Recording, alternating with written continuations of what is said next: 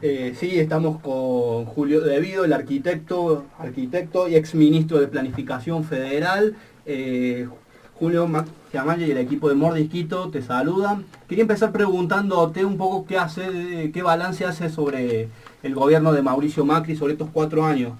Mirá, creo que ha sido un gobierno que fue en el sentido absolutamente inverso, digamos 180 grados al proyecto de Néstor Kirchner, ¿no es cierto? Y que por supuesto que continuó Cristina después.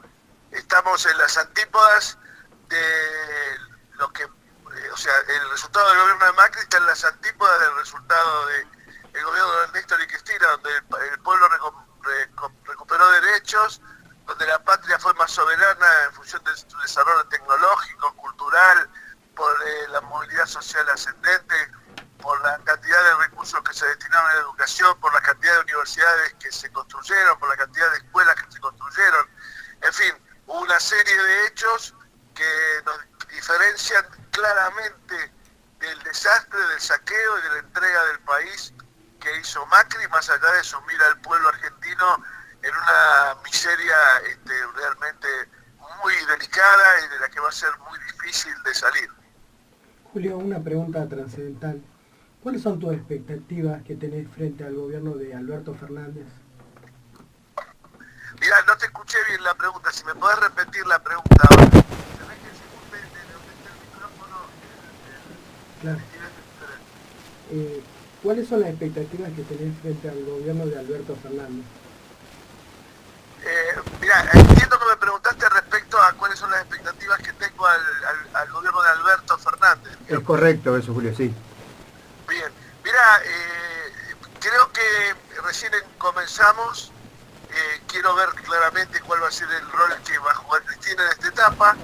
Creo que tuvo la última aparición en Comodoro Pi, si bien fue en un esquema relacionado con su defensa personal, creo que tuvo una potencialidad política fantástica,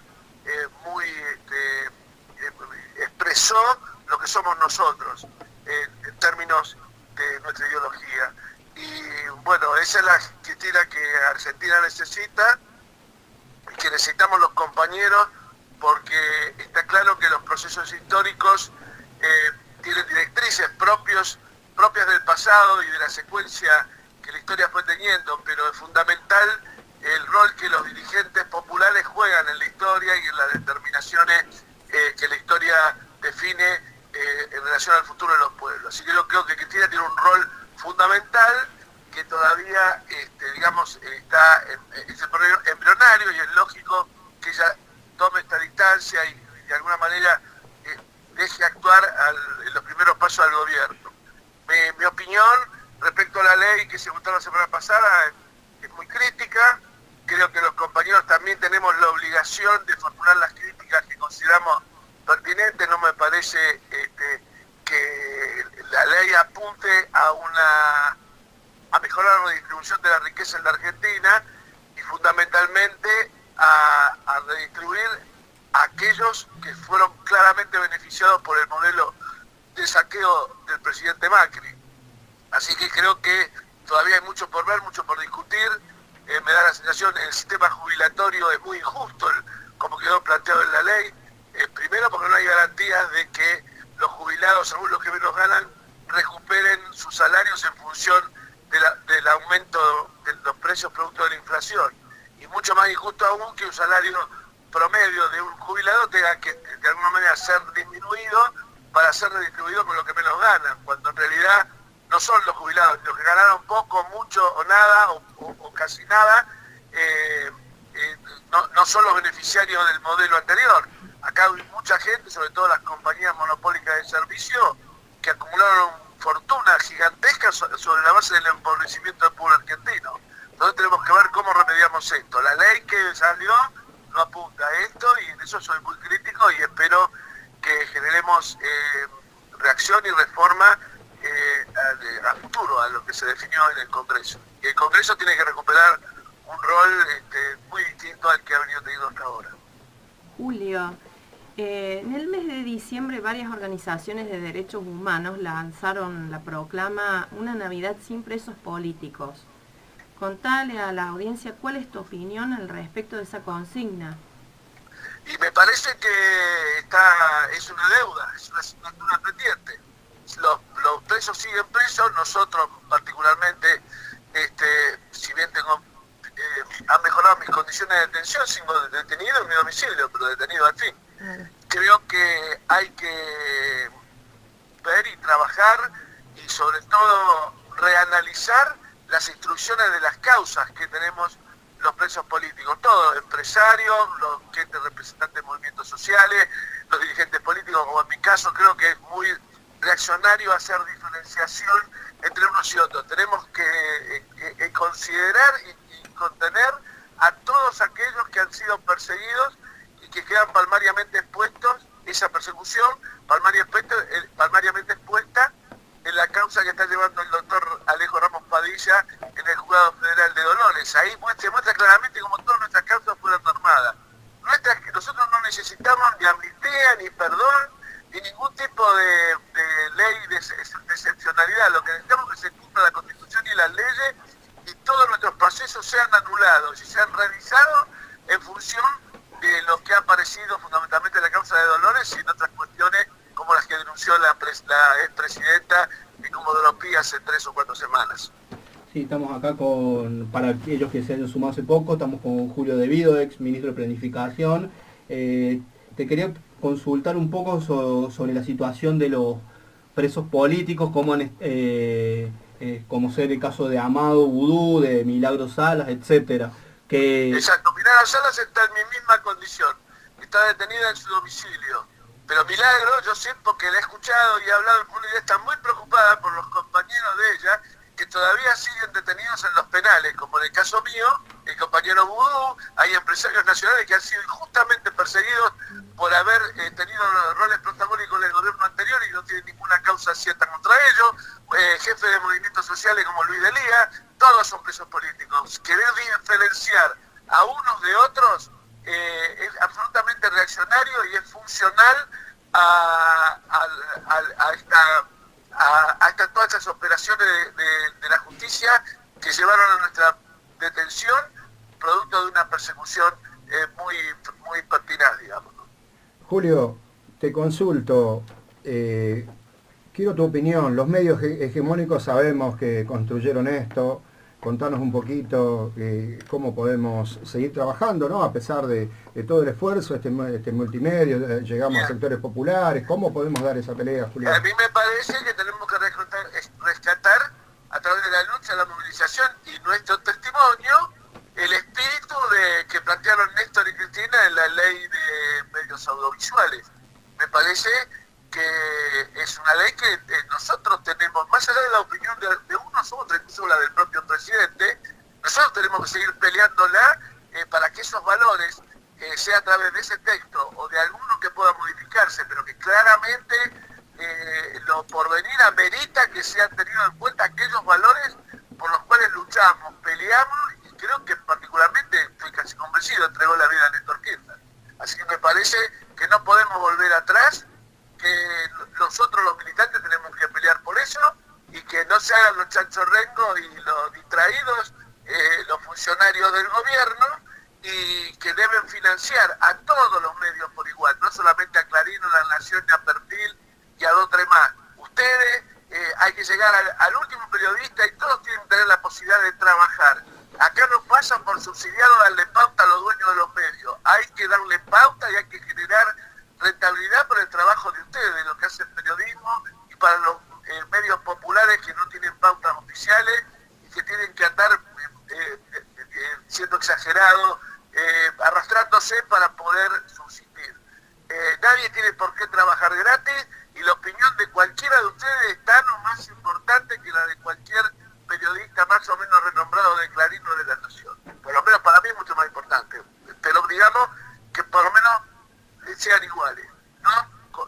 Discriminados, fundamentalmente discriminados desde lo económico, porque si vos no tenés recursos, si te ahogan con los recursos, es una manera de censurar. Y la ley de medios preveía esto.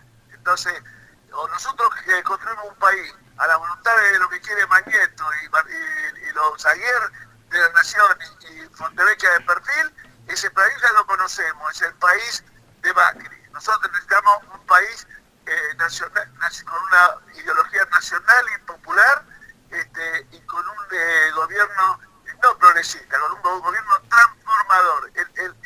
La transformación trae el progreso, sobre todo cuando se hace en el sentido de recuperar los derechos de las grandes mayorías populares y redistribuir la riqueza. Acá no hay recuperación de derechos si los periodistas de medios populares están muertos de hambre o perseguidos, siguen perseguidos. Acá no hay recuperación de derechos si la pauta va para los dueños de los medios y no para los periodistas. Más allá de que los medios también tengan que subsistir, los periodistas también tienen derecho a ser y a existir. Así que creo que hay que recuperar el ánimo, el valor, el espíritu de lucha, la tarea de debate que llevó Gabriel Mariotto en aquel momento a todos los rincones del país para discutir la ley de medios y tratar de que los valores que llevaron a escribirla, a diseñarla y a discutirla, de una u otra manera sean militados por todos nosotros. Tal cual, Julio. Muchísimas gracias por esa apreciación y levantar esa bandera también por los medios populares. Por eso, compañera, acá no solamente los presos políticos tenemos problemas, los periodistas de los medios populares, sí, los jubilados, los trabajadores que no tienen trabajo y tienen que mandar a su hijo a comer en un comedor popular. No, los comedores populares tienen que transformarse en centro de debate, de discusión, y en ver de qué manera volvemos a tener una Argentina justa, libre y soberana. Hablando de Argentina justa, libre y soberana, voy a traer a colación a alguien que siempre levantó esas banderas, que es Néstor Kirchner. En el próximo año se van a cumplir 10 años de su muerte. Entonces, Julio, te vamos a pedir acá que en breves palabras nos definas a Néstor como persona y como figura política. Mira, lo primero, si lo queremos honrar, no es llevándole un ramo de flores ahí a su tumba en Gallego. Lo tenemos que honrar peleando por los valores que él nos enseñó, que son ni más ni menos que los valores que el general Perón llevó adelante con la Revolución Peronista en 1945. Creo que Néstor, si tuviera la posibilidad de levantarse de la tumba y nos viera en este momento proyectando planes de ajuste, repudiando, renunciando a la aplicación de los valores de la ley de medios, sería muy duro con todos nosotros. Yo creo que esa es la mejor manera de honrarlo. Yo no puedo decir que él era mi amigo porque él está muerto, pero sí fue mi jefe y de alguna manera, si bien era unos meses más chico que yo, mi maestro también en política y mi conductor. Los peronistas tenemos conductores y creo que, como te decía, el sino de la historia, las grandes líneas de la historia son claramente súper personales. Es decir, necesitan de líderes representativos, pero sobre todo que tengan fuerza, ganas, impulso y digamos, todo el vigor y la fuerza que hay que tener para defender los derechos de la gente. Nosotros basta de que quieran representarnos políticos que quieran hacer política de los copetines o del bandejeo de la recepción. Nosotros necesitamos políticos dirigentes que respeten al territorio, que crean en el territorio como la única manera de legitimar la acción política, y cuando hablo del territorio me refiero también a la escuela, a la radio, a la universidad, en fin, no solamente el pago chico de cada uno, sino el país todo tomado como un territorio, sino que caemos en la cuenta de algunos dirigentes que fueron electos diciendo alicate, bueno, o han hecho campaña y han sido valorados en función del modelo de auto que los llevaban de un lugar a otro. El territorio es la gente, sus necesidades, sus miserias, sus potencialidades, esto es lo que hay que defender. Esa es la ideología política, no con un eslogan de bueno, vamos a dejarle participación. ¿Qué participación? La gente lo que necesita es que los que se la llevaron la vuelvan a poner y el canal apto para que los que la llevaron la vuelvan a reinvertir y la pongan al servicio del desarrollo del país, es el Estado. Y la herramienta es la planificación, porque no solamente yo estoy preso, han hecho desaparecer al Ministerio de Planificación. Esa es la política. Que yo esté preso es una circunstancia. El problema es que no hay más Ministerio de Planificación. ¿No les llama a ustedes la atención Todos los otros ministerios existen, inventamos ministerios nuevos que me parece que son sumamente valorables, que tienen inmensas tareas por delante, hay una serie de temas que ha ido imponiendo la sociedad que amerita un ministerio, pero si no hay una planificación general, y cuando digo planificación no quiero decir que debido tenga que ser el ministro, porque ya lo fue. Lo que tenemos que decir es que la planificación es una herramienta estratégica en un gobierno nacional y popular. Si no hay planificación, laburamos, como se decía antiguamente, para el macho de la partera, muchachos, esta es la verdad. Estamos laburando para los que están en el hemisferio norte, y no para nuestros hermanos y compatriotas que están sufriendo en las barriadas, o los compañeros que no tienen trabajo, o los jubilados que no les alcanzan para comprar los remedios. La verdad que Julio, bueno, tenía pensado una pregunta con respecto al Ministerio de Planificación, Infraestructura y Servicio de la Nación, que bien presidiste durante tanto tiempo, ¿no? Y bueno, acabás de prácticamente... Parece que les diera miedo tener planificación, parece que les diera miedo. O capaz que tengan miedo que yo les vaya a reclamar de ser ministro, que se quede tranquilo. Yo no quiero ser ministro, lo que quiero es un pueblo feliz, una Argentina planificada, y que tomen la bandera que dejamos el 10 de diciembre del 2015. Están todas escritas en un libro, en los puntos en que habíamos llegado. Y esos puntos que habíamos llegado pueden ser modificados, mejorados, transformados. Pero era planificación. Ahora no hay planificación. Y no veo a ningún dirigente del oficialismo hablar de la necesidad de la planificación. Hablamos de temas muy etéreos, hablamos de cuestiones, mandamos a trabajar a los diputados, los senadores, eso no sirve, viejo. Acá hay que plantarse en el territorio, transformar el territorio, redistribuir la riqueza y devolver a la gente los derechos que le arrebató el macrismo. Si no, vamos a ser macrismo sin Macri, pero vamos a ser tan amarillos como ellos. Julio, una pregunta de un estudiante de arquitectura y militante. ¿Cuál es la importancia de la participación de los jóvenes en la política? Mirá, yo creo que es fundamental. Tiene que haber un proceso permanente de trasvasamiento generacional. Eso me lo decía Perón en su momento. Tal vez no hubo los líderes, los dirigentes del peronismo que no vieran la manera de instrumentarlo. Particularmente creo que con los aciertos y los errores, porque siempre va a haber aciertos y errores, no veo como negativa la experiencia de la Cámpora. Sí creo que tienen que generar un proceso organizativo mucho más abierto, más integrativo y muchas veces más antiburocrático. Pero creo que es un acierto de Cristina en su momento, y bueno, aquellos que están en las estructuras tienen que escuchar estas cuestiones y poner en marcha. Yo creo que tienen una herramienta hermosa, enorme, y lo que hay que hacer es utilizarla. Bien, Julio, como para ir cerrando, te quería pedir un mensaje para la juventud precisamente, como no solo como líder político, sino como líder técnico, sí. Que, o sea, estuve viendo su currículum y veía que trabajó siempre como un cuadro técnico muy importante para el gobierno de Néstor. ¿Qué mensaje le daría con respecto a eso a la juventud que está escuchando? Mirá, fundamentalmente que se formen políticamente. Cuando se formen políticamente, no digo que no hace falta ir a la universidad para formarse políticamente. Lo que hay que hacer es trabajar organizadamente, buscar los líderes que nos representen y fundamentalmente no perder, como decía Néstor, la capacidad de transgredir. Nosotros necesitamos jóvenes con capacidad de transgredir con un sentido, un objetivo ideológico concreto, como es las grandes consignas históricas del peronismo. Nosotros necesitamos el impulso, la fuerza y la capacidad de transgredir. A medida que nosotros nos venimos más grandes nos ponemos conservadores. Bueno, los jóvenes son todo lo contrario de eso.